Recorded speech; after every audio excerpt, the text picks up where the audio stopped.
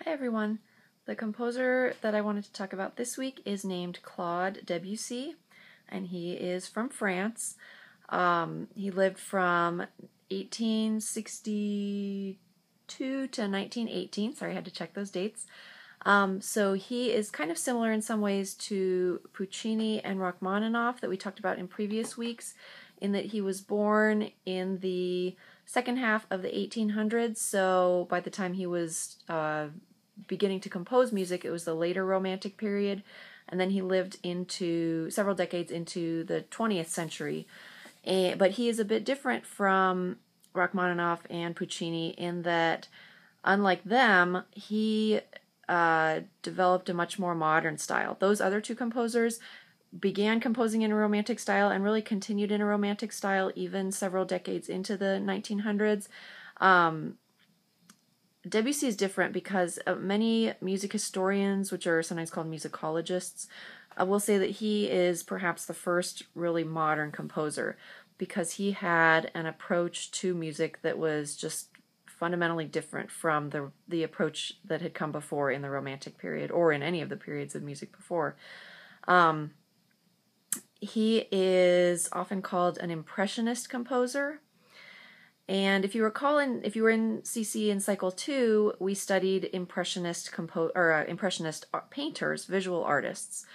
And they are interested more in the impression that their work makes rather than being really realistic. So in drawing, earlier in the last few weeks, one of the things we studied was abstract art, which is art that is really not really at all interested in trying to depict reality.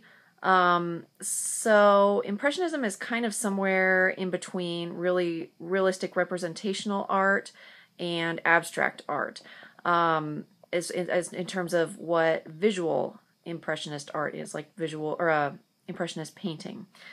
So the Impressionist composers were inspired by the work of the Impressionist painters. Impressionist painters had a lot of their paintings were included either water, so you could see the reflections of the water, and the way that the light bounced off the water, things like that, or they were just really interested in light and shadow. And to me, Impressionist music really sounds kind of watery and shadowy. It's just much less I don't know, it just sounds kind of amorphous, or not that you could hold music in your hand, but almost like the impression that it's making, it's almost like it wants to like slip through your fingers or something like that.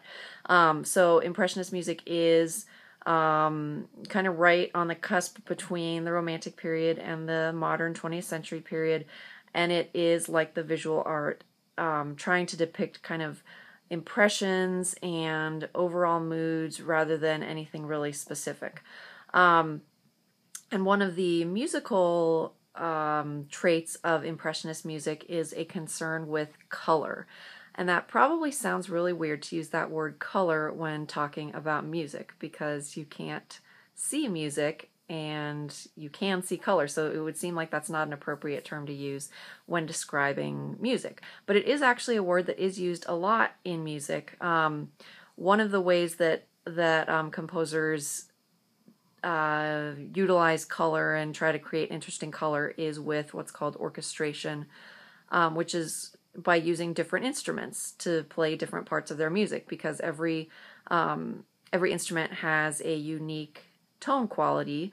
So that would be a kind of a synonym for color in music, is like sound quality, or just like the quality of the tone. Another word for it would be timbre, which is spelled Timbre.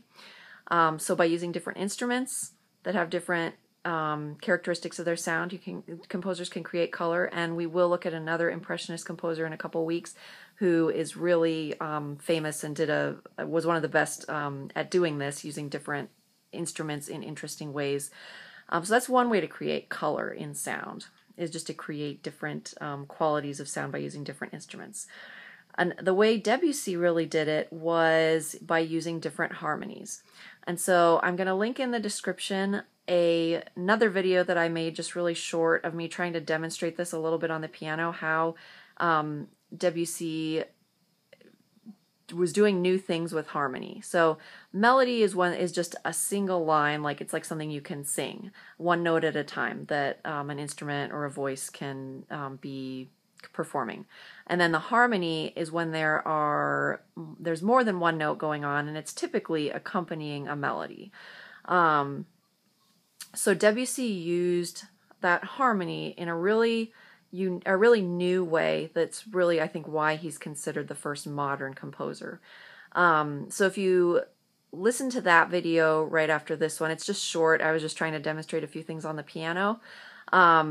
Debussy uses harmony in ways that are meant to create color. Rather than using harmony to create a sense of movement in the music, because traditional harmony has to resolve in specific ways. So it kind of moves the music forward to give you a sense of tension when you have chords that need to resolve, and then a sense of release when they do resolve. Instead of using harmony in that way, Debussy used it just to create really interesting, new, beautiful sounds. So watch that video. Hopefully it's helpful. There's several composers in the modern period that it's hard to talk about without getting into a little bit of theory, because their music is just so fundamentally different from the music that came before in the sense of the way it's constructed. So I tried to make it simple. So if you have a chance, it's just 3 or 4 minutes long. Just give that video a listen and see if hopefully it makes sense. But Debussy is such an important composer. I thought he was really worth talking about, and his music's beautiful too. So I picked 2 pieces. He wrote at least one opera. He wrote piano pieces, orchestral pieces. So I picked one piano piece that is very, very famous. It's used in movie scores all the time. I'm guessing you've likely heard it before. And I picked the original composition, which is for piano, and it's just a solo piano piece that's part of a suite. So I think we had that word before, S-U-I-T-E. It's like a collection of shorter solo piano pieces. So it's just one movement out of that, and the piece itself, the part that I picked to listen to, is called Clair de Lune. So it means moonlight, and this piece is also arranged for a full orchestra, and it is sometimes performed that way as well. But in this case, I just chose the original piano piece. And then I chose a piece for full orchestra that is called Prelude to the Afternoon of a Faun. And this is sometimes considered basically the first modern piece of music. This was one of Debussy's first really important compositions for orchestra. And it's based on a poem, so that's where it gets its title. So it is kind of loosely programmatic. We talked about program music with Rimsky-Korsakov, so trying to depict something, some kind of story or character or something like that. So it is kind of trying to depict this faun, like from, I think that'd be from Greek mythology, that was depicted in this poem. So Debussy is being inspired by this poem. But it's Impressionist music. He's not trying to depict a really specific story or anything like that. It's just kind of general impressions and feelings of this poem.